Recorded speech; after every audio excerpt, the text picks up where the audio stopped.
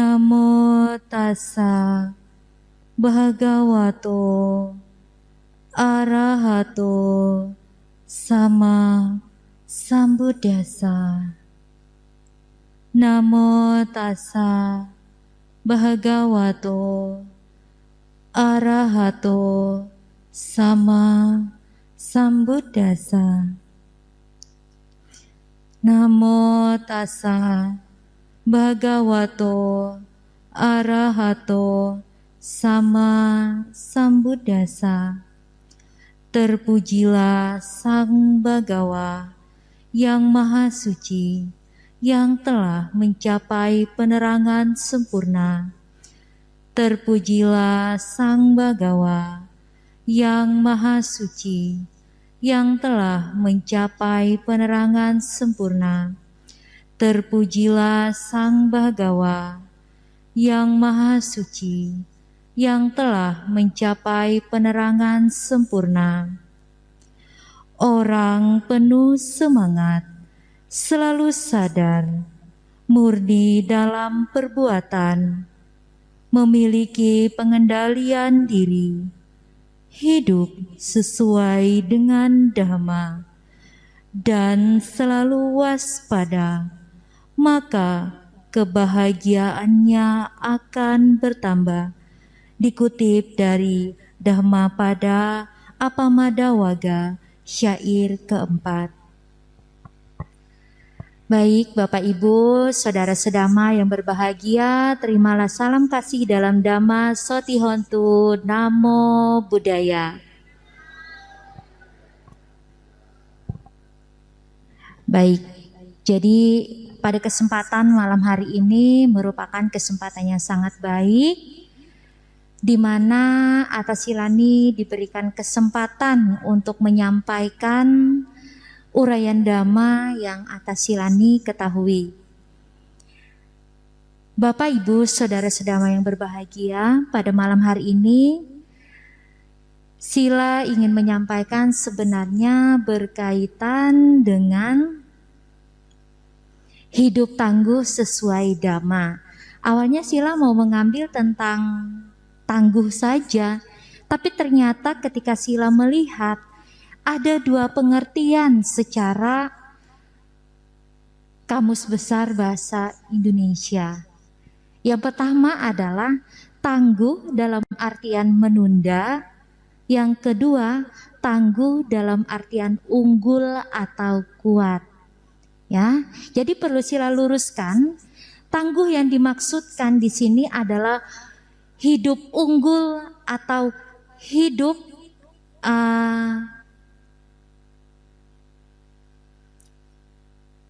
memiliki kualitas-kualitas yang unggul di dalam Buddha Dhamma. Nah, terkait dengan hal tersebut, Bapak Ibu, Saudara Sedama yang berbahagia, seringkali kita melihat kehidupan kita ini, ya, khususnya di lingkungan masyarakat, kita selalu terpengaruh oleh kondisi-kondisi lingkungan yang ada di masyarakat. Gampangnya apa? Gampangnya kita bisa melihat, misalnya tetangga kita membicarakan si A. Kalau tipe orang yang kepo, membicarakan si A ini hot. Gosip ya, digosok makin sip.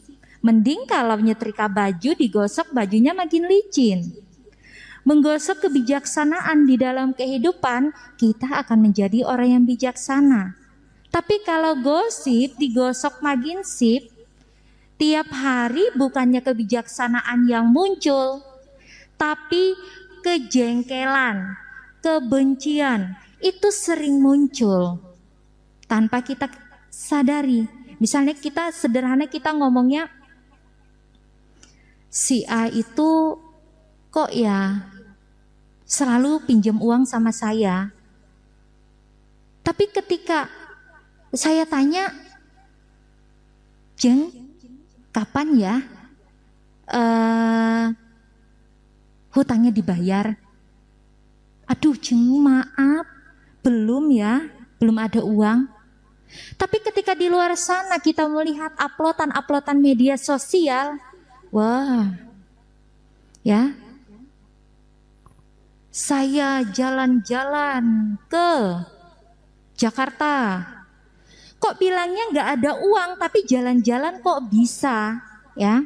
Jadi hal-hal seperti itu sebenarnya seringkali hidup berdampingan dengan kita. Jadi bagaimana Bapak Ibu Saudara sedama yang berbahagia untuk meningkatkan kualitas-kualitas batin kita agar kita tidak mudah terpengaruh dengan hal-hal tersebut. Jadi biasanya kalau kita diajarkan pariyati, pati-pati, patiweda. Pariyati melalui teori. Berarti kita diwajibkan untuk membaca teori-teori Dhamma yang ada di dalam buku, yang ada di dalam pengetahuan yang kita peroleh melalui internet.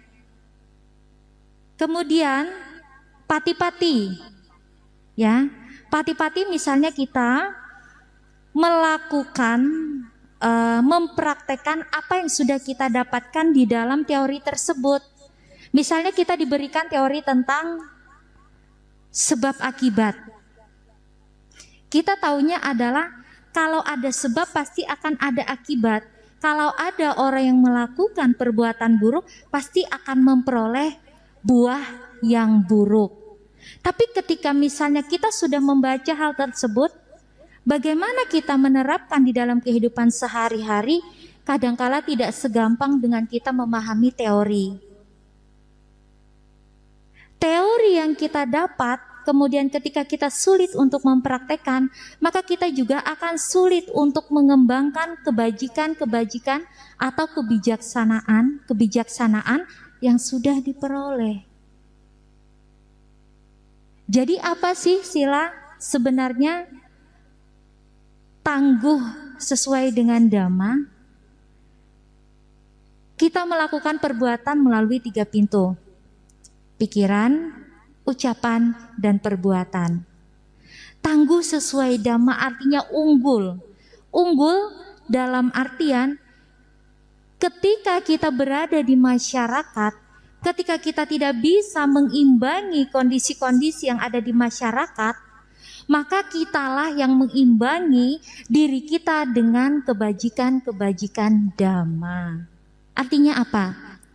Artinya ketika kita tidak bisa mengikuti kelompok sosial, kelompok masyarakat, kita tidak perlu harus misalnya memaksakan diri untuk sama seperti mereka. Tapi kita harus dan wajib melakukan kebaikan dan kebajikan untuk diri kita sendiri. Jadi kualitasnya kemana? Apakah kualitasnya itu akan kepada masyarakat atau ke diri kita sendiri? Jadi kualitas itu kembali kepada diri kita sendiri. Baru kita akan bisa menerapkannya di masyarakat. Gampangnya, Sang Buddha mengumpamakan salah satu perumpamaan. Perumpamaannya sangat sederhana. Jadi perumpamaan ini diumpamakan oleh Sang Buddha seperti 2 orang yang mereka sama-sama jatuh atau terjun ke dalam lumpur. Kemudian apa yang terjadi? 2 orang ini sama-sama ingin menyelamatkan. Yang A ingin menyelamatkan yang B ingin menyelamatkan yang A. Artinya apa? Ketika seseorang ingin menyelamatkan satu dengan yang lain, tetapi dia tidak bisa menyelamatkan dirinya sendiri, tidak akan bisa ia juga menyelamatkan orang lain. Sama seperti kualitas-kualitas kebajikan yang kita miliki. Kalau kita ingin unggul di dalam kehidupan, kita sudah memiliki bibit yang unggul. Kita harus merawat bibit yang unggul dan nantinya buah-buah yang akan dihasilkan juga unggul. Jadi kebajikan-kebajikan yang kita lakukan, kita tidak akan bisa memberikannya kepada orang lain kalau diri kita sendiri juga tidak bisa untuk meningkatkan kualitas-kualitas tersebut. Saat ini, dari kemarin Sila mendengar, tanggal 1 ada Atasila nih. Itu bagus. Itu salah satu usaha yang unggul. Kita mulai menerapkan setiap pelatihan itu melalui 5 sila. Ya, 5 sila. Ada pertanyaan dari tadi disampaikan, Sila, 5 sila yang kita jalankan, kemudian dibandingkan 8 sila, kok kita gampang lupa dengan yang 5 sila? Kenapa? Kok kita malah ingatnya yang 8 sila? Setiap kali disampaikan, Bapak Ibu Saudara sedama yang berbahagia, ketika seseorang tidak mau mengulang dhamma, mengulang kebaikan-kebaikan, maka juga akan sulit. 5 sila kenapa terlupakan?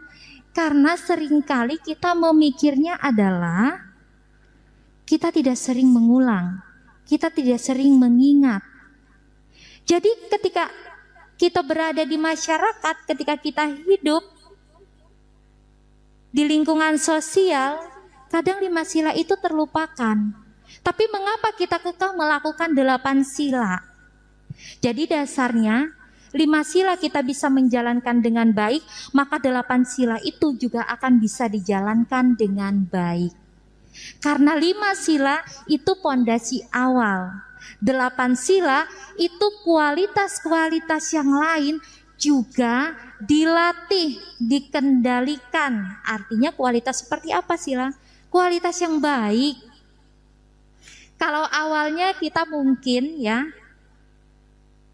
gampangnya misalnya kita sering kecanduan dengan drakor, drama Korea ya.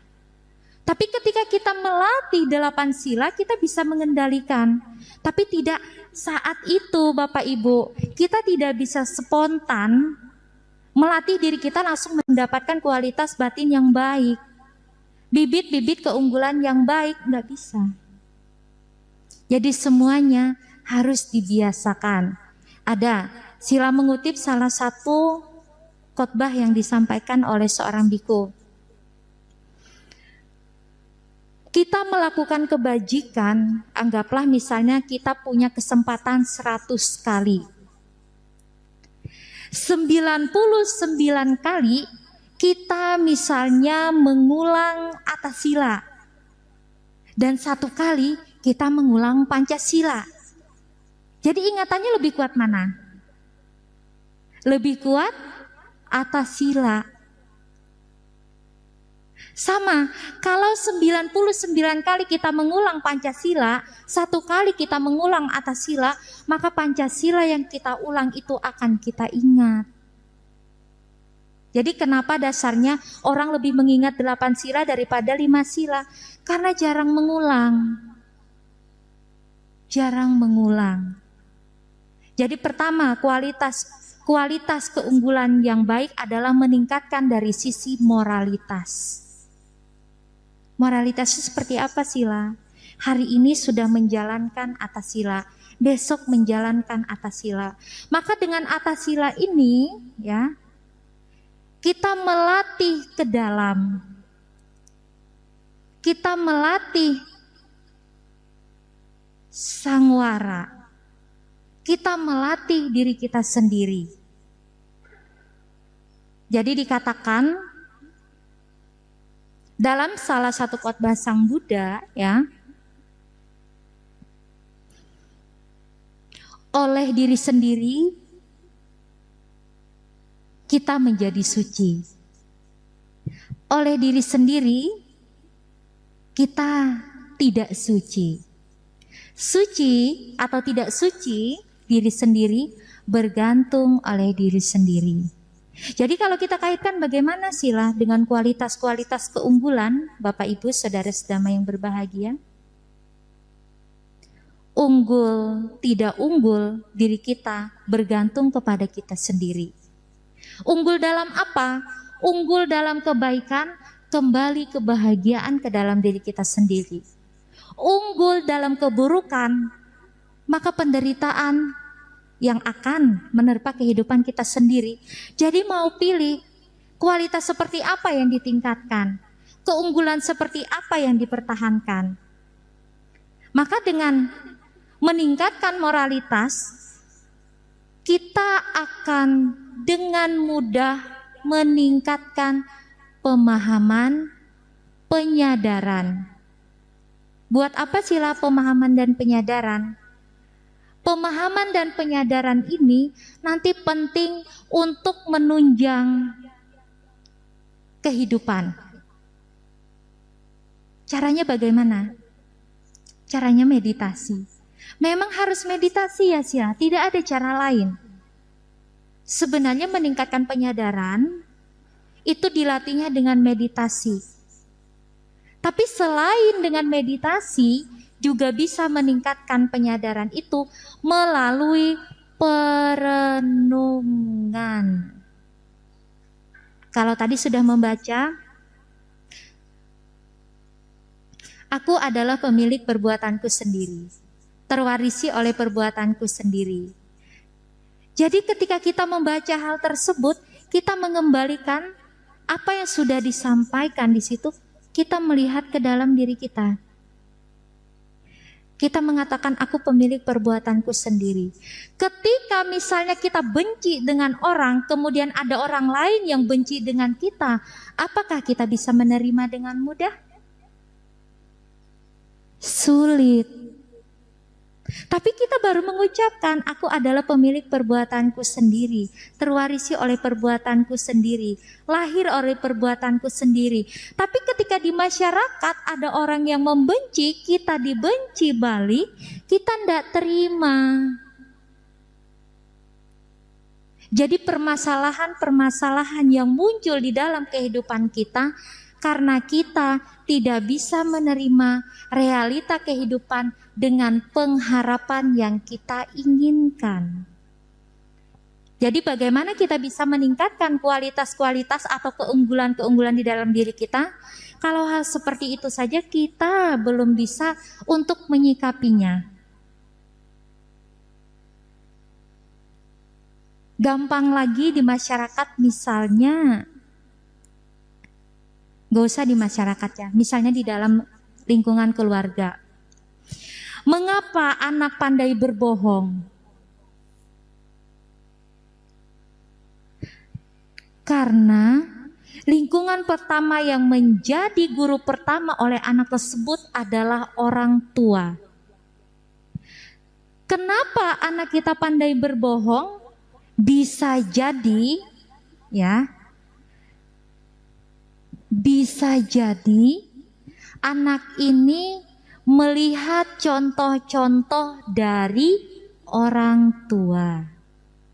Bisa jadi lingkungan yang ada di dalam keluarga itu sangat tidak mendukung sehingga anak mencari pergaulan keluar. Jadi bagaimana? Bagaimana mengatasi hal-hal tersebut?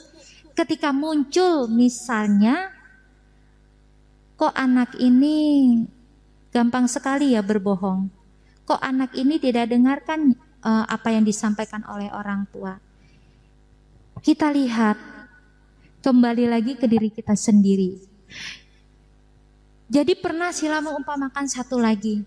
Cermin itu kadang-kala kita fungsikan, kita gunakan untuk apa? Untuk bercermin. Jadi kalau kita lihat pantulan yang ada di cermin itu pantulan siapa? Pantulan diri kita sendiri.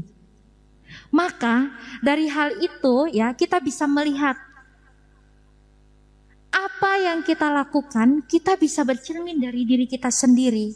Apa yang anak kita lakukan, kita bisa bercermin dari perbuatan orang tuanya sendiri. Jadi kadang Sila menemukan beberapa murid didik Sila ketika di sekolah sulit sekali untuk terbuka. Kenapa? Sampai Sila mempertanyakan, sampai jarak komunikasi, jarak berinteraksi itu jauh sekali. Sila mempertanyakan, kenapa ya anak ini kok nggak bisa terbuka? Ketika Sila tahu, oh problemnya ternyata ada di lingkungan keluarga. Jadi Bapak Ibu, saudara-saudara yang berbahagia, ketika kita meningkatkan kualitas diri kita sendiri, mengunggulkan kualitas kita dalam kebaikan-kebaikan, maka sebenarnya kita juga melatih, mengunggulkan bibit-bibit kita yang lain. Bibit kita siapa? Anak-anak kita, Bapak Ibu saudara-saudara yang berbahagia. Anak-anak kita mengapa bisa unggul, mengapa bisa baik, mengapa bisa berbakti kepada orang tua, mengapa bisa sopan? Berarti itu karena didikannya. Jadi jangan salahkan, ini karena gurunya.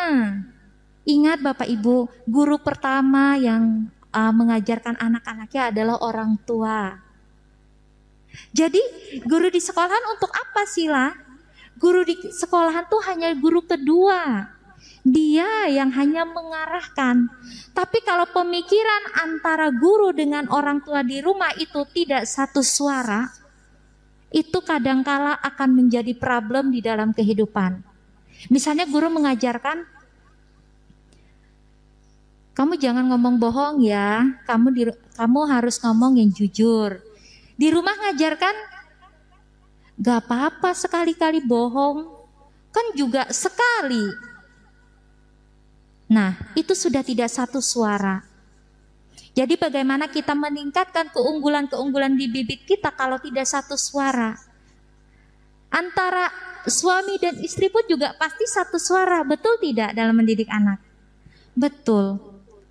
Orang tua dengan guru pun harus satu suara. Jadi kalau tidak satu suara kita sulit. Bahkan kok Sila bisa sih ngomong begitu? Iya, Sila bisa mengatakan seperti itu, memang Sila tidak punya anak ya. Tapi di balik Sila tidak punya anak, Sila seperti merasakan bagaimana berada posisi seperti orang tua. Sila tidak mendidik sejak dini anak dari orang lain, anak diri sendiri, tapi Sila merasakan dari hal-hal itu. Pembelajaran-pembelajaran sederhana seperti ini ketika kita unggulkan ya, maka nanti ketika kita benar-benar terjun sebagai orang tua, kualitas-kualitas seperti itu akan bisa kita terapkan, akan bisa kita ajarkan. Nah, jadi hal-hal seperti itu Bapak Ibu saudara-saudara yang berbahagia,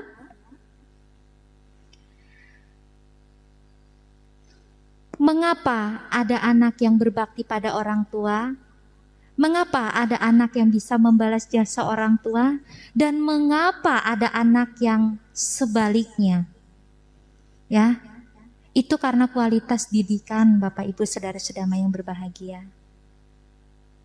Jadi kalau didikannya ini baik, sampai kita tua, sampai kita sudah tidak ada, anak ini tetap ingat.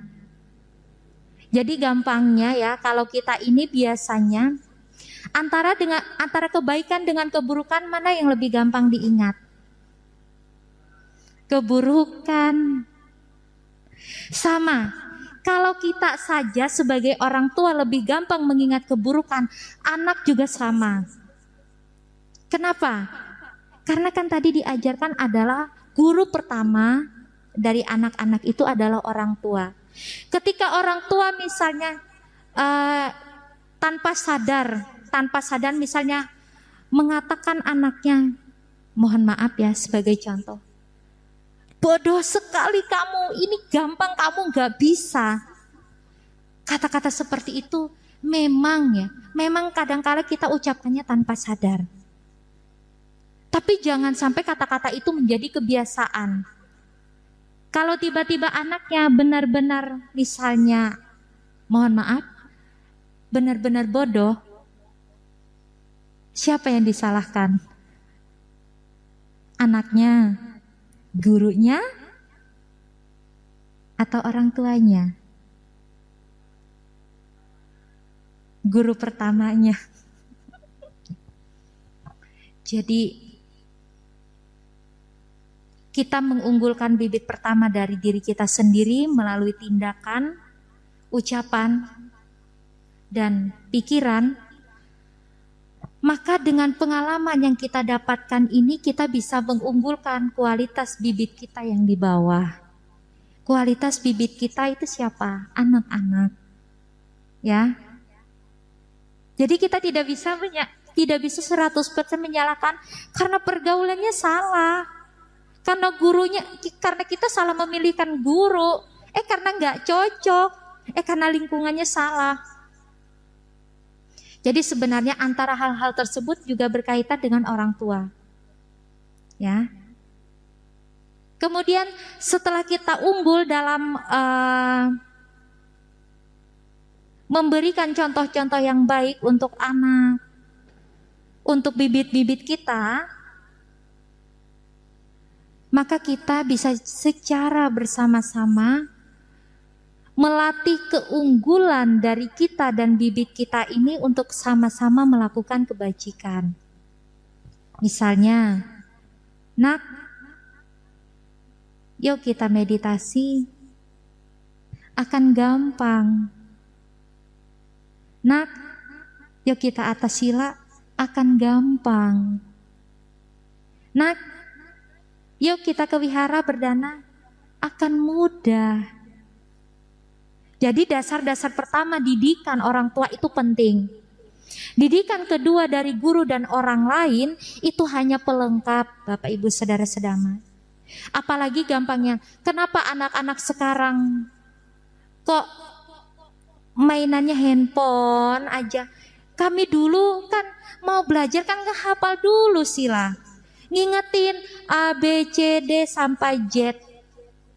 Tapi anak-anak sekarang kok diam tapi tangannya oke terus ya.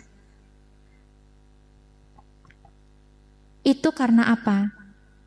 Karena pembiasaan selama 2 tahun pandemi ini menjadikan kebiasaan untuk anak-anak. Ya. Jadi bagaimana kita sebagai orang tua? Kita sebagai orang tua itu wajib membatasi. Jadi 24 jam itu tidak 24 jam kita memberikan anak itu kepercayaan terhadap handphone. Ya. Jadi 24 jam kita cukup batas kamu belajar dari jam 8 sampai jam 2. Kamu hanya boleh pegang handphone di situ. Kita bisa batasi. Kemudian sisa waktunya kemana? Kecenderungan anak-anak ini seringkali merasa bosan kalau tidak ada handphone. Jadi ini tugas orang tua mengalihkan aktivitas anak-anak dari handphone ke hal-hal yang baik. Misalnya ke hobi. Misalnya diajak baca parita. Misalnya diajak berdana dan lain sebagainya. Itu harus bisa. Jadi jam 8 sampai jam 2 itu adalah tanggung jawab dari guru dan juga orang tua. Sisanya kembali kepada orang tua. Jadi pendidikan yang paling banyak, waktu yang paling banyak itu dari siapa? Dari orang tua, Bapak Ibu Saudara-saudara yang berbahagia. Jadi ketika kita melalaikan, kita membiarkan anak kita 24 jam memegang handphone selama 2 tahun, maka jangan salahkan kalau anak itu sudah terbiasa dengan handphonenya selama itu. Maka ketika dia dipisahkan dengan handphone, dia akan sulit. Karena watak kebiasaannya sudah terbentuk. Watak kebiasaannya sudah muncul. Maka kembali lagi orang tua bekerja keras untuk membatasi anak-anaknya dengan handphone. Lalu dengan anak bagaimana? Ketika kita orang tua memberikan, nak, cukup batasan kamu adalah dari jam ini ke jam ini. Jangan kita menggunakannya dengan kata-kata yang kasar. Kadangkala anak-anak, ih, kan saya cuma jam segini, jam segini, jam segini. Sekalipun dia menunda, beri dengan pengertian, dengan nada, dengan intonasi kata-kata yang baik. Itu akan berkesan baik. Tapi kalau kita bentak anak itu, ingat, antara kebaikan dengan keburukan yang gampang kita ingat adalah keburukan. Jadi anak itu akan gampang ingat adalah sakit hati. Kalau sakit hati mungkin di keluarga berarti dengan orang tua. Kalau sudah lingkungannya kurang baik, maka secara otomatis dia akan mencari pergaulan keluar. Kalau dia terjerumus dalam pergaulan yang tidak baik, berarti kembali lagi kepada orang tua. Dan anak-anaknya bagaimana? Anak-anaknya ketika diberitahu, ya, ingat, orang tua memberitahu sekalipun itu dalam bentuk nada intonasi yang tinggi, tujuannya bukan untuk keburukan. Tidak ada orang tua yang mengarahkan, mending kamu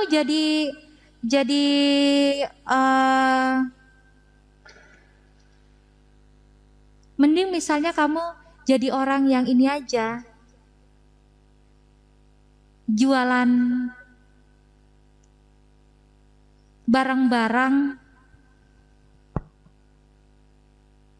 yang tidak bermanfaat misalnya. Contohnya, misalnya minum-minuman keras, misalnya loh ya. Tidak ada orang tua yang mengarahkan ke sana. Kalaupun didikan orang tua,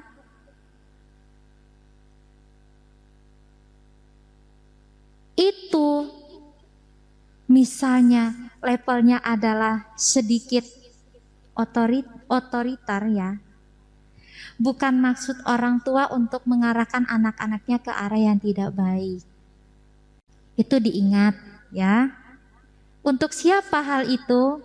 Ingat, kebahagiaan yang diberikan orang tua jangan dimanfaatkan untuk keburukan. Suatu saat anak dengan orang tua akan mengalami yang namanya perubahan. Perubahan apa? Perpisahan. Jadi ketika perpisahan nanti akan sadar, iya ya, mami ngomong gini, sekarang mami udah gak ada di sini. Apa yang muncul? Penyesalan. Makanya tidak ada orang tua yang mengarahkan anaknya kepada keburukan. Ya. Jadi itu adalah hal-hal yang sederhana yang Sila sampaikan. Dari tadi kita mengatakan tentang perbuatan, kemudian tentang pikiran. Selanjutnya kita bagaimana mengembangkannya melalui ucapan. Ucapan ini gampang sekali kita lakukan. Perbuatan yang sangat gampang sekali, ya. Bahkan ketika kita tidak sadar pun kita mengucapkan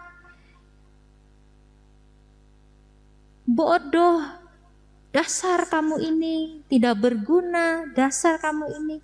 Kita tidak sadar, tapi kita mengucapkan hal tersebut. Ucapan itu gampang sekali keluar, tapi kesadaran kita lemah sekali menangkap. Jadi ketika kita tidak sadar, apapun bisa keluar dari mulut kita. Gampangnya ketika kita bercanda pun, ada kondisi teman saat itu yang tidak mendukung, kondisinya pas di saat misalnya dia lagi berantem dengan keluarga, pas di saat misalnya dia belum bayar hutang, pas dia belum bayar listrik, tiba-tiba ada ngomong. Misalnya kita ngomongnya bercanda, tapi saat itu kondisi batinnya dia itu tidak bisa diajak bercanda. Muncul ketersinggungan. Gampang ya. Kadang kita tidak sadar. Bercanda saja kita bisa melukai orang lain. Bagaimana kalau kita biasa-biasa saja? Jadi hati-hati ketika kita melakukan ucapan. Hati-hati kita dalam berbuat. Hati-hati kita dalam mengarahkan pikiran. Bapak, Ibu, saudara-saudara yang berbahagia, melalui pikiran perbuatan itu bisa dilakukan. Apa? Ketika kita melihat misalnya contohnya, mengapa bisa terjadi pelanggaran sila keempat? Ada syarat-syaratnya. Adanya niat.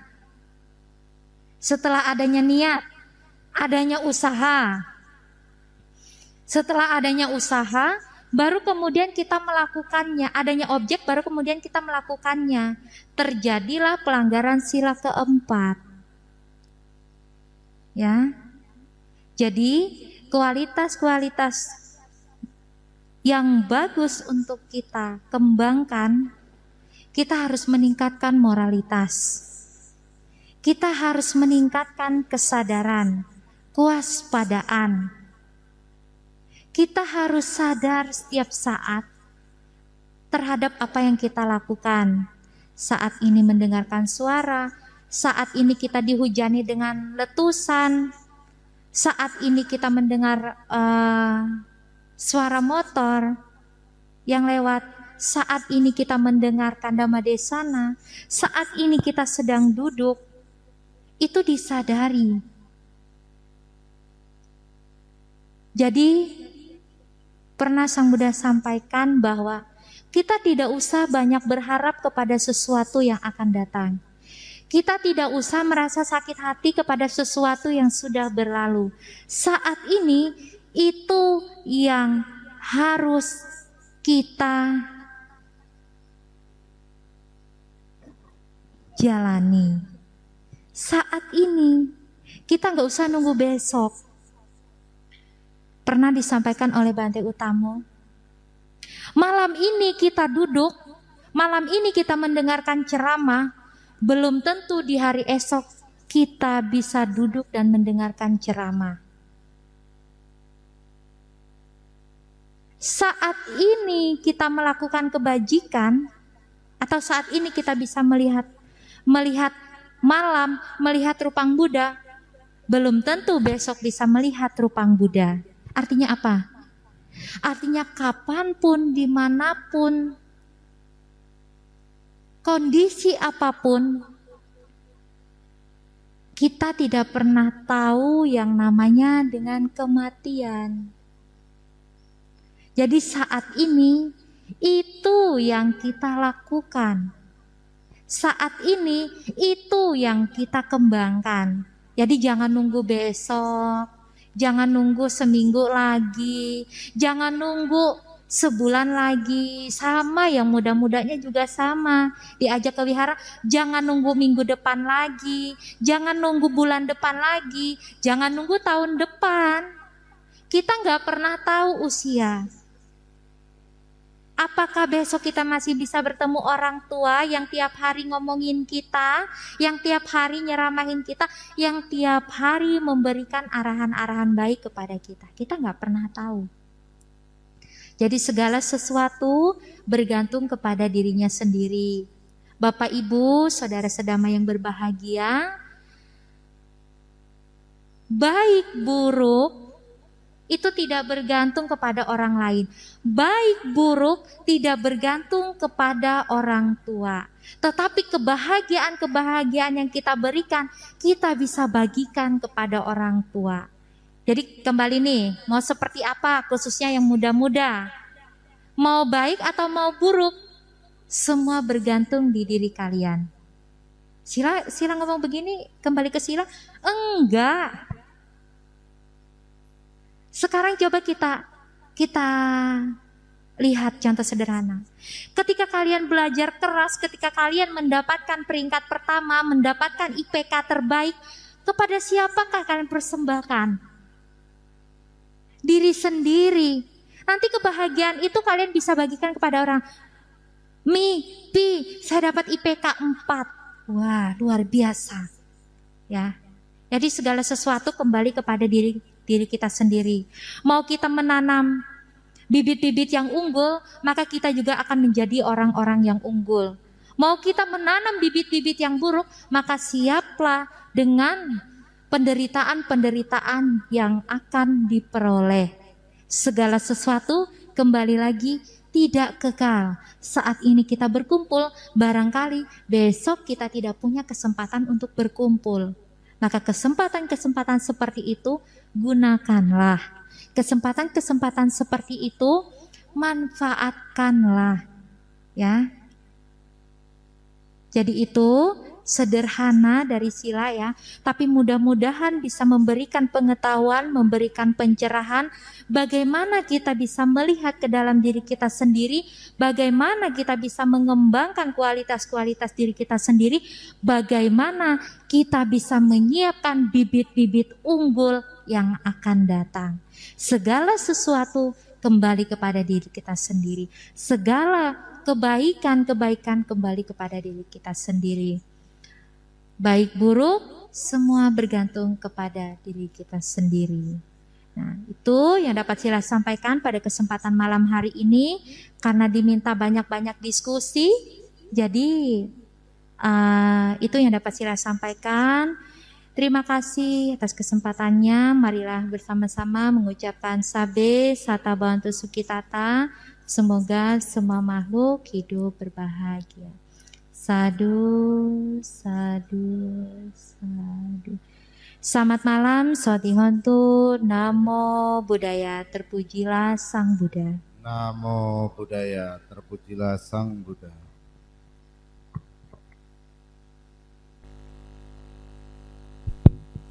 Baik, Bapak Ibu serta saudara-saudari Dharma, demikian tadi uraian Dhamma yang disampaikan oleh Atasilani Karuna Dasini. Jadi bagaimana kita menjadi unggul sesuai Dhamma. Nah, jadi unggul di sini adalah atau tangguh tadi menjadi baik sesuai Dhamma. Yaitu ada 3 yang saya garis bawahi, yaitu kita bisa mengendalikan pikiran kita, mengendalikan ucapan kita, dan bisa mengendalikan tindakan atau perbuatan kita. Karena apa? Kita unggul, kita menjadi tangguh, itu bukan karena orang lain, ataupun bukan karena siapapun, tetapi kita unggul itu karena diri kita sendiri. Nah, jadi jika kita bisa menjaga 3 hal tadi, bisa mengendalikan pikiran kita, bisa mengendalikan ucapan kita, bisa mengendalikan perbuatan kita, maka kita bisa unggul, kita bisa menjadi tangguh sesuai Dhamma. Nah, juga tadi dikatakan, nah, kalau kita latih terus-menerus, maka itu akan menjadi kebiasaan. Nah, kebiasaan itu akan menjadi karakter. Nah, kalau kita sering berlatih kebaikan, sering berlatih kebajikan, maka karakter baik itu pun akan ada pada diri kita sendiri. Maka Bapak Ibu serta saudara-saudari Dharma, marilah kita terus semangat dalam berbuat kebaikan agar kita semua bisa menjadi tangguh, bisa menjadi unggul sesuai dengan Dharma. Nah, Bapak Ibu serta saudara-saudari Dharma, mungkin ada sesuatu hal yang masih mengganjal ataupun ketidakpahaman dengan apa yang telah disampaikan. Saya beri kesempatan untuk bertanya. Silahkan Bapak Ibu serta saudara-saudari Dharma yang ingin bertanya atau hal lain mungkin bisa sila ya. Nah, yang bukan topik pun dipersilahkan, karena jarang-jarang sekali ada sila bisa hadir ke Berau. Nah, sila ini hadir terakhir itu pada waktu Katina tahun lalu. Nah, jadi Katina tahun lalu yang bersamaan dengan para Bhante hadir, nah sila juga ikut hadir. Jadi Bapak Ibu, mari kita pergunakan kesempatan baik ini untuk selalu berbuat kebaikan. Nah, jika ada yang tanyakan, saya persilahkan.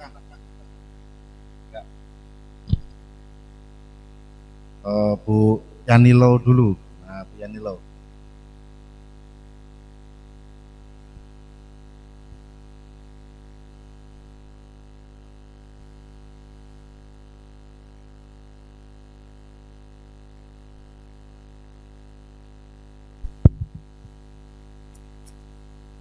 Budaya sila. Selamat malam.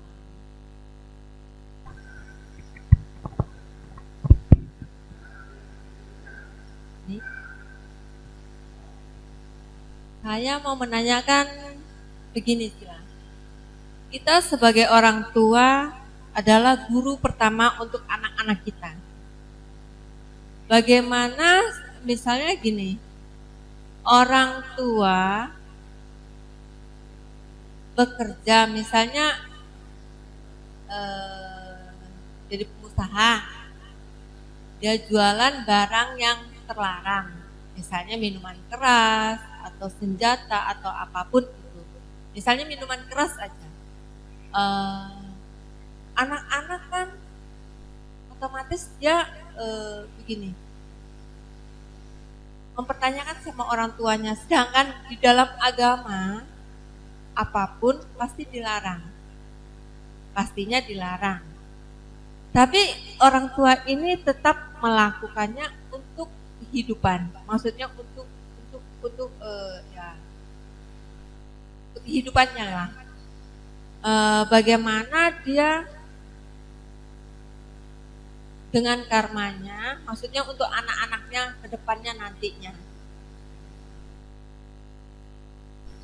Apakah itu otomatis kan melanggar sila, otomatis itu kan contoh yang kurang baik untuk anak-anaknya nantinya, karmanya juga kurang bagus, maksudnya karma buruk sudah ditanamkan. Sedangkan karma yang kita tahu, karma tidak ada yang diturunkan, karma itu karena diwarisi dari diri sendiri, perbuatan diri sendiri.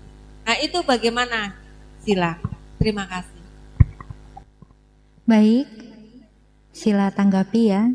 Tadi kalau sila tidak salah tangkap ya, bagaimana kalau misalnya ada orang tua yang dia memiliki usaha, misalnya menjual minuman keras atau mungkin senjata ya. Kemudian secara otomatis bagaimana menyikapi tersebut terkait memberikan pemahaman kepada anak-anaknya, sedangkan dia perlu untuk menghidupi keluarga dan anak-anaknya. Baik, yang pertama sebenarnya adalah yang kita lakukan sebelum kita mengambil tentang usaha tersebut, kita harus tahu dulu. Berarti dari awal ya, kita melihat dari awal dulu. Kalau kita misalnya melihat dari awal bahwa sebenarnya usaha tersebut bukan tidak bagus ya. Misalnya kurang untuk menunjang dalam artian perbuatan baik, misalnya kita ragu-ragu tentang Pancasila sila kelima ya. Berarti harusnya kita bisa menghindarkan diri dari awal. Tapi bagaimana kalau sudah langsung sila, kita sudah menjalankan bisnis tersebut. Kalau sudah menjalankan bisnis tersebut, yang pertama, kita tetap memegang teguh Pancasila Buddhis. Ya, memegang teguh Pancasila Buddhis supaya apa? Supaya kita itu hanya cukup menjual, tidak perlu ikut mengkonsumsi. Nah, itu yang pertama yang harus kita hindari. Kemudian yang kedua, kita harus memberikan pengertian kepada anak-anak. Tentang apa? Menjual ini berarti kita hanya untuk kebutuhan hidup, bukan untuk konsumsi pribadi, ya. Bukan untuk konsumsi pribadi. Kemudian kalau kita sudah terlanjur seperti itu, sila bagaimana? Kan kita sudah melakukan karma. Betul ya? Kita bisa mengurangi. Menguranginya kayak apa sila? Seperti apa? Menguranginya adalah penghasilan yang kita dapat, kita putar lagi untuk menabung karma baik. Mungkin kesempatan kita adalah diberikan kesempatan mata pencarian kita di situ, kita tidak bisa menghindari, tetapi kita bisa meminimalisir. Meminimalisir dengan cara apa? Misalnya perolehan kita sekian, oh saya danakan sekian. Itu artinya apa yang kita lakukan di situ, ya. Selain kita melakukan hal itu, kita sudah menjaga pengendalian diri kita, sangwara kita tadi dengan menjalankan Pancasila Buddhis dan menekankan di sila kelima, kita juga melakukan karma baik. Ya, melakukan karma baik. Jadi artinya adalah ketika memang sudah memilih mata pencarian tersebut, ya kita sudah siap dengan segala sesuatunya. Sesuatu apa? Kemungkinan misalnya anggapan yang baik, kemungkinan anggapan yang buruk. Tapi ingat, segala sesuatu yang dilakukan kembali kepada diri kita sendiri. Kalau mata pencarian itu dilakukan untuk kebutuhan keluarga, kita tidak cukup hanya dengan keluarga, tetapi kita juga tanamkan kebaikan-kebaikan. Jadi kalau keburukan tadi yang kita lakukan di mata pencarian tersebut, kita masih bisa imbangi dengan perbuatan baik dengan kita menanam. Sama, pernah ada satu pertanyaan yang sila juga tangkap dari salah satu ceramah oleh seorang Bante. Sila, bagaimana kalau misalnya ada umat kita ini seorang nelayan, dia tinggalnya misalnya di pinggir pantai, mata pencariannya adalah misalnya melaut, dia nggak melaut, anak istrinya nggak makan, dia melaut, dia membunuh, melanggar sila pertama. Jadi apa yang harus dilakukan sila? Ya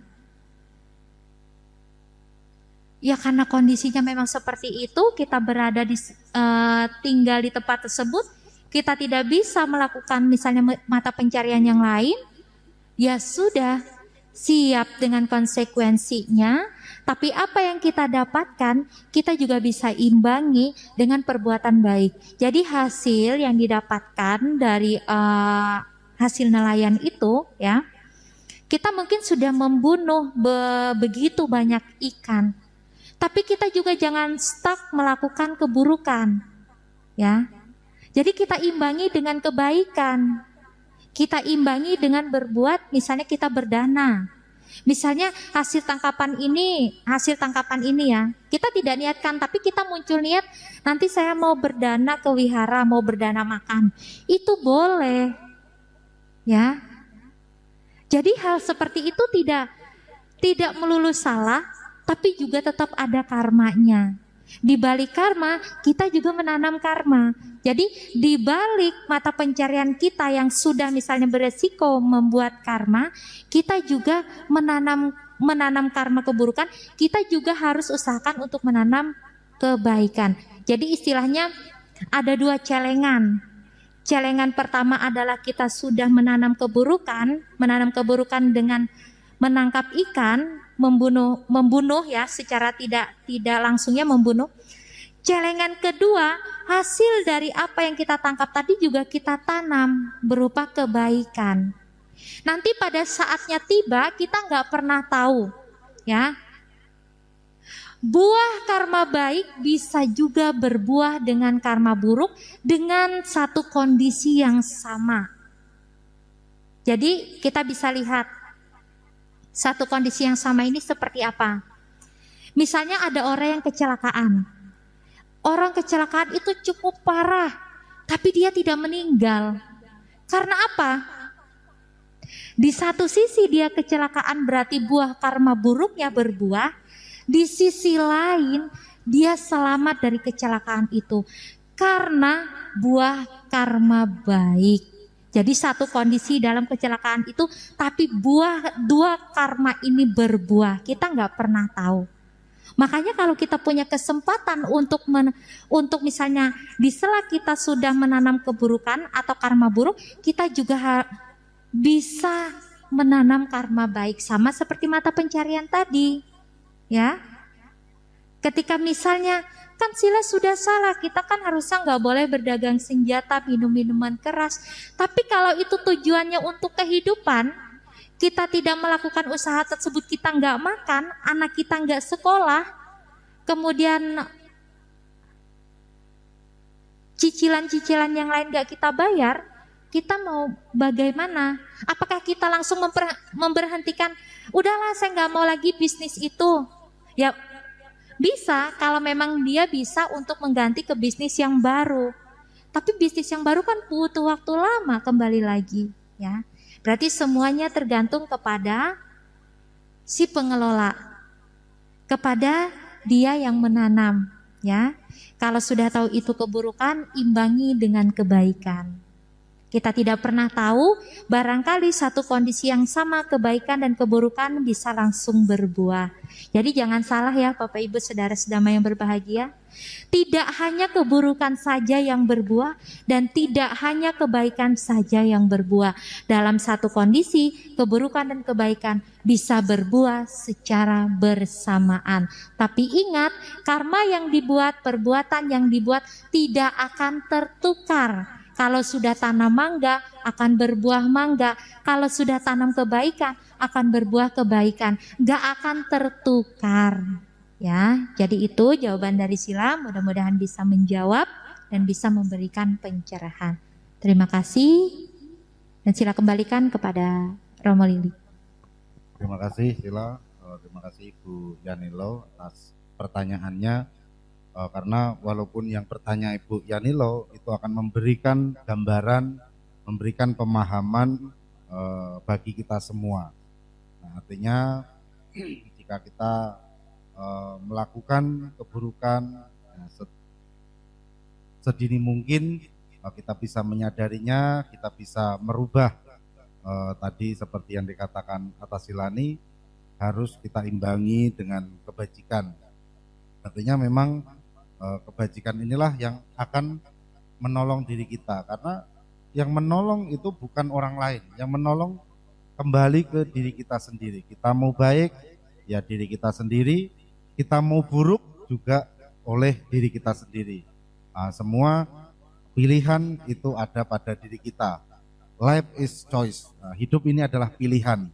Kalau Anda mau baik ya lakukan kebaikan, jika Anda mau buruk ya silahkan melakukan keburukan. Nah, karena semua ada konsekuensinya. Jadi di dalam Buddhis tidak ada hukuman, tidak ada punishment ataupun reward. Tetapi semuanya adalah konsekuensi. Nah, kalau kita baik ya akan mendapatkan kebaikan. Kalau kita buruk ya akan mendapatkan keburukan. Seperti itu ya Sila ya. Nah, terima kasih. Mungkin ada satu lagi yang ingin bertanya tadi dari Jordan. Ya.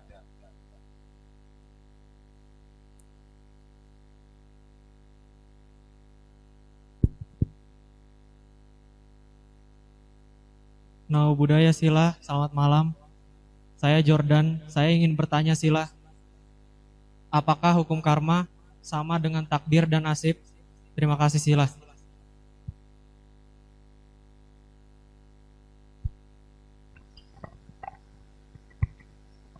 Baik, Apakah hukum karma sama dengan takdir dan nasib?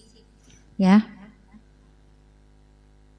Kita kembali lagi melihat pengertian dari karma. Karma itu apa sih? Karma artinya perbuatan. Lalu takdir itu apa dong? Kalau kita melihat apakah karma sama dengan nasib atau perbuatan?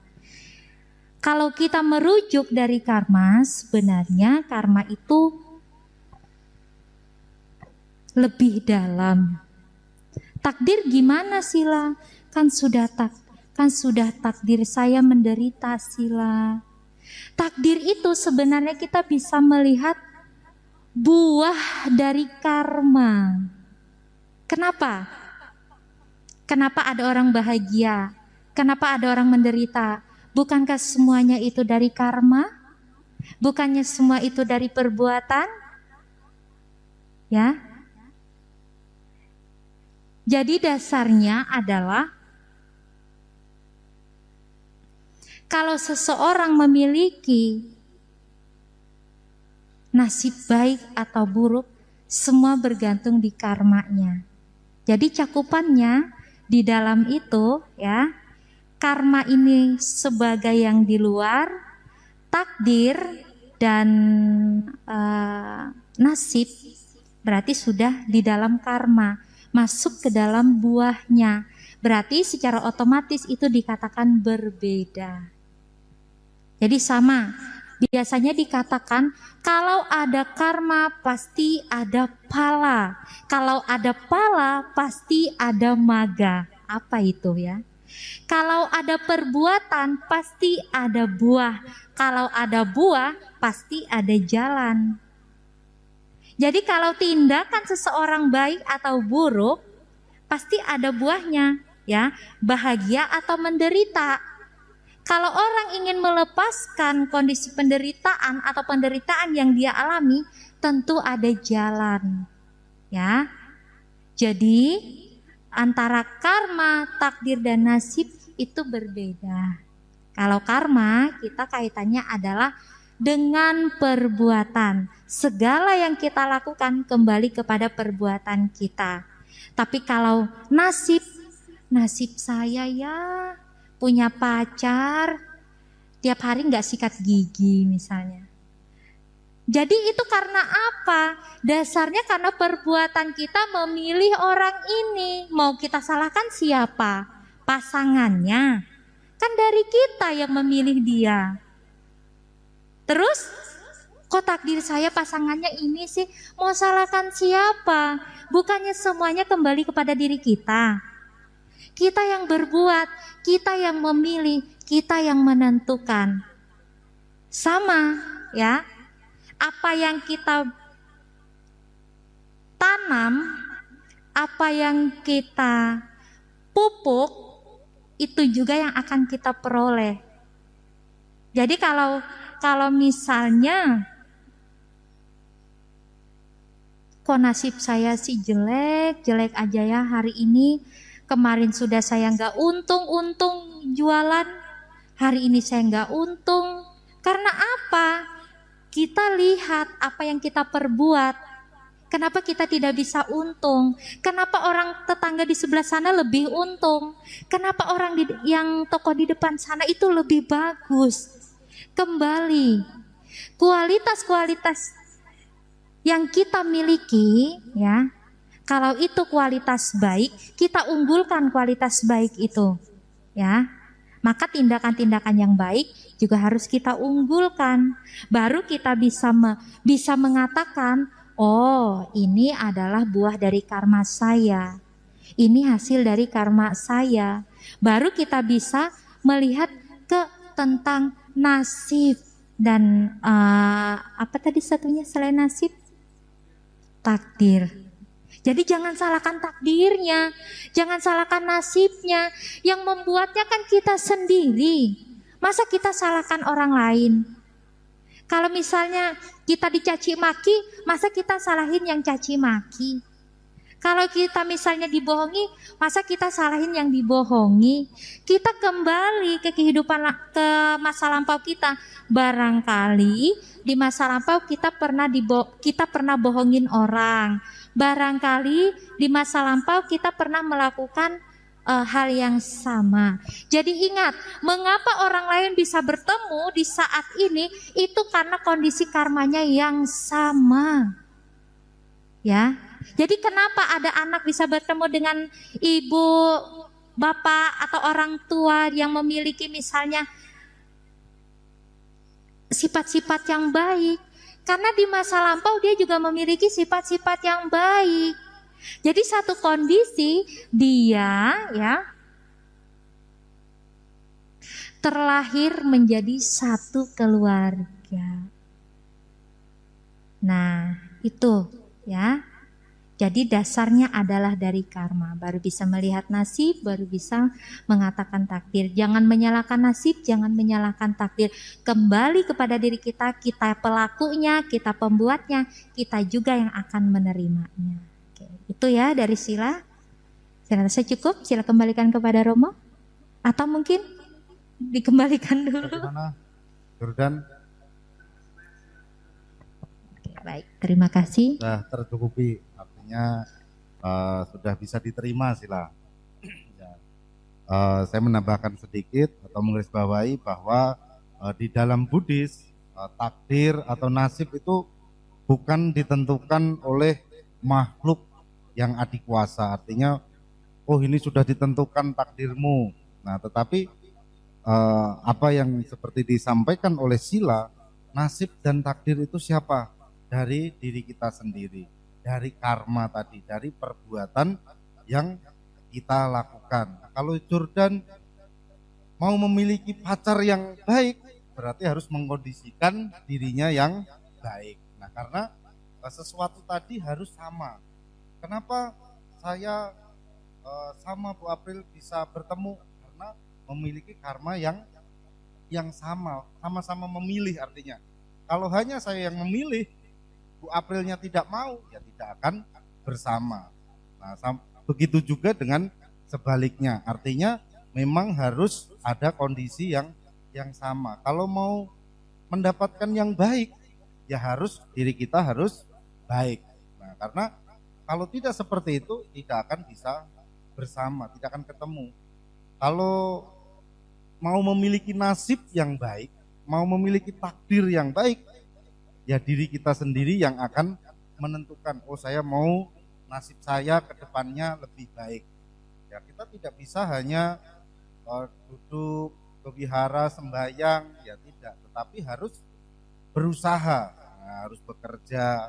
Nah kalau hanya dengan duduk, dengan bakar dupa, semuanya menjadi baik, nah tidak ada orang yang bekerja, wihara ini penuh jadinya. Nah setiap hari hanya bakar dupa saja. Nah, tetapi semua hal yang ada di dalam diri kita, apa yang kita terima, apapun yang biasa disebut, oh ini takdir, ini nasib, semuanya adalah hasil dari apa yang kita lakukan. Nah, karena kalau kita tidak melakukan, ya kita tidak akan mendapatkan apa-apa. Sama kalau, oh ini nasib saya malam ini ada di wihara, atau mungkin sudah ditakdirkan. Apakah tadi dari rumah tidak punya niat, tidak punya keinginan untuk melakukan ke wihara, tahu-tahu oh ini sudah ditakdirkan saya malam ini ke wihara, kan tidak mungkin juga. Nah karena Bapak Ibu bisa pada malam hari ini bisa bersama-sama belajar Dharma dari Sila, itu karena kita semua sudah melakukan, memiliki karma, memiliki perbuatan yang kita niatkan. Artinya dari rumah, oh saya mau ke wihara, oh di wihara ada Sila, oh saya mau berdana makan, oh saya mau belajar dari Sila. Nah itu adalah diri kita semua, diri kita sendiri, bukan sudah ditakdirkan. Sila juga sama, Sila bisa diberau, itu juga bukan karena nasib, oh karena nasibnya. Artinya takdir seperti yang ada di masyarakat luas, tetapi karena ketika pengurus wihara atau panitia SPD menghubungi Sila, Sila apakah berkenan mengisi SPD di Berau? Oh, bersedia, berkenan. Nah, makalah terjadi Sila hari ini atau 2 hari ke depan Sila mengisi SPD. Jadi bukan seperti bayangan yang ada di masyarakat luas. Oh, sudah ditakdirkan Sila itu di Berau. Nah, siapa yang menakdirkan? Ya Sila sendiri.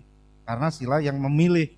Nah, Sila yang berkenan. Nah, mungkin seperti itu Jordan, ya. Baik, apakah ada lagi? Oh, ini adiknya enggak mau kalah Sila. Nah, juga mau bertanya. Silakan. Son.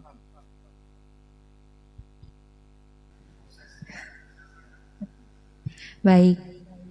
Oke, ini luar biasa ya. Bagaimana proses menjadi Atasilani? Sila pikir-pikir apa di kehidupan lampau dia ingin menjadi seorang Atasilani, nih ya. Iya, atau takdirnya barangkali di masa lampau nanti akan datang nanti dia menjadi seorang Atasilani.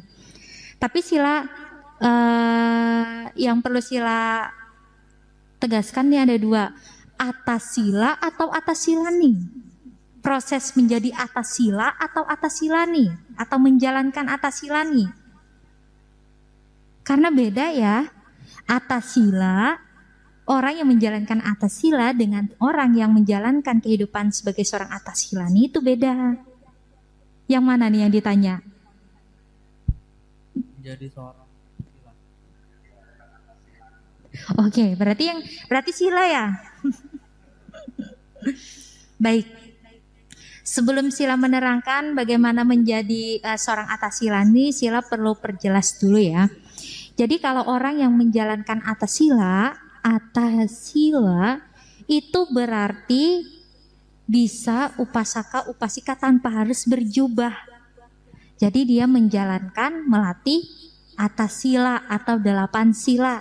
Pasti yang saat ini Bapak Ibu barangkali adik-adik juga melaksanakan Atasila.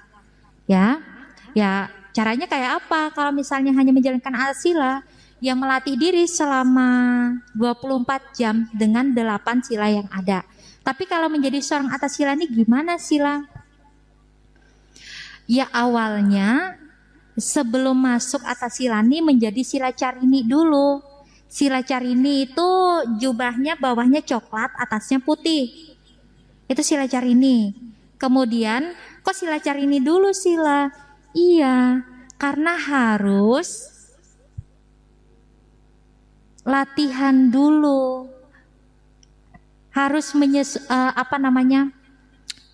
membiasakan dulu. Pertama, kan gak mungkin 1 hari langsung Atasila tanpa bolong-bolong, gak bisa ya. Pasti yang pertama kita latihan dulu, sama juga seperti umat ya. Latihan Atasila itu Sila Carini. Bedanya dia tinggalnya sudah di wihara. Ya, bukan di rumah lagi. Setelah menjadi Sila Carini, baru kemudian akan ada prosesi pentabisan. Pentabisan ya, itu berarti ada Sila Carya. Sila Carya itu guru penabis, guru pentabis. Itu Sila Carya namanya. Biasanya Sila Carya ini para bante. Tapi dia tidak mewajibkan seperti harus 5 bante, tidak. 1 bante, 2 bante, 3 bante, bahkan lebih banyak itu boleh. Jadi tidak ada batasan seperti Samanera. Samanera harus 5 bante atau 5 bhikkhu. Karena itu memang sudah aturannya. Harus ada 5 acarya. Ya, beda ya. Kalau Atasila nih upajaya pentabisnya itu Sila Carya. Kalau Samanera ya itu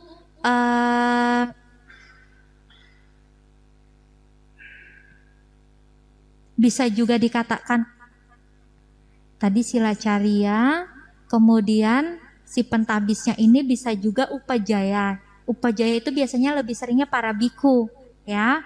Nah, setelah melalui proses pentabisan barulah menjalankan dengan pentabisan pertama berarti dia menyalahi dicukur dulu.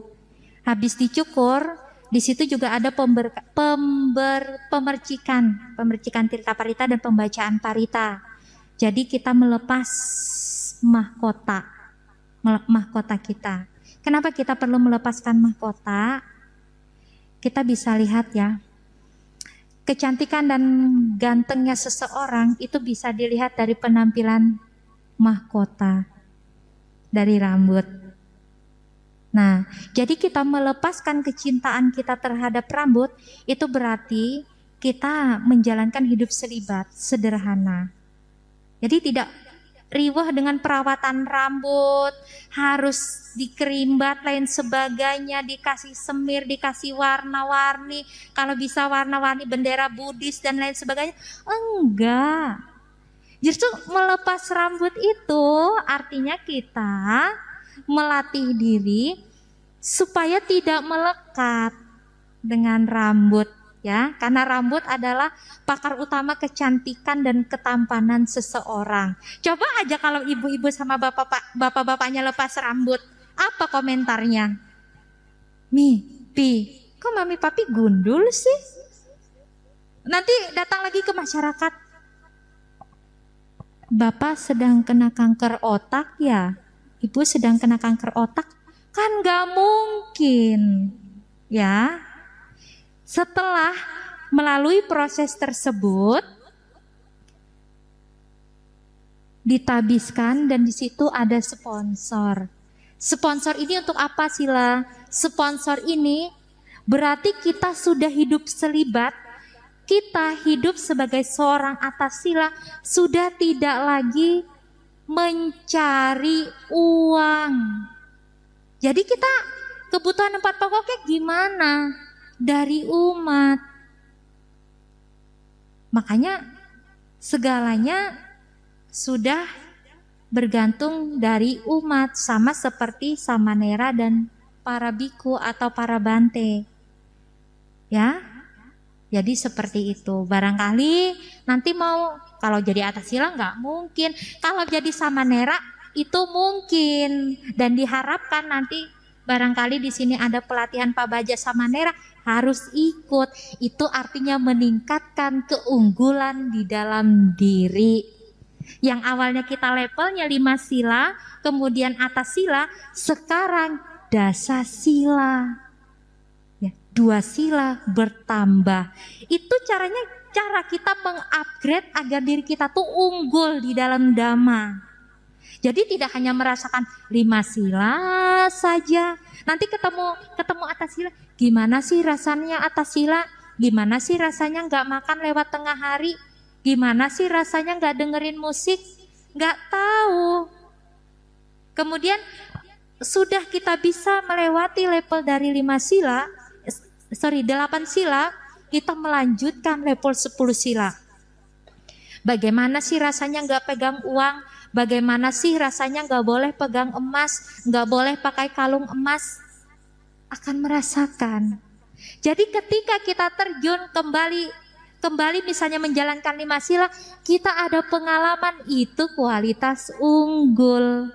Tidak perlu kita dibawakan, Samanera itu loh harus begini, atas sila nih harus begini. Kita udah merasakan. Jadi kita lebih baik kita mencicipi daripada kita dibawakan cerita. Ya. Jadi seperti itu. Bagus kalau menjalankan dulu atas sila. Nanti di sini ada misalnya barangkali liburan ini akan mengadakan Pabaja Samanera atau dengan atas silani juga. Bagus. Jadi selain ibu-ibunya melatih 8 sila, anak-anaknya juga dilatih keunggulannya dalam atas sila dan dasa sila. Ya, kira-kira itu ya dari sila. Baik, terima kasih. Sila kembalikan kepada Romo.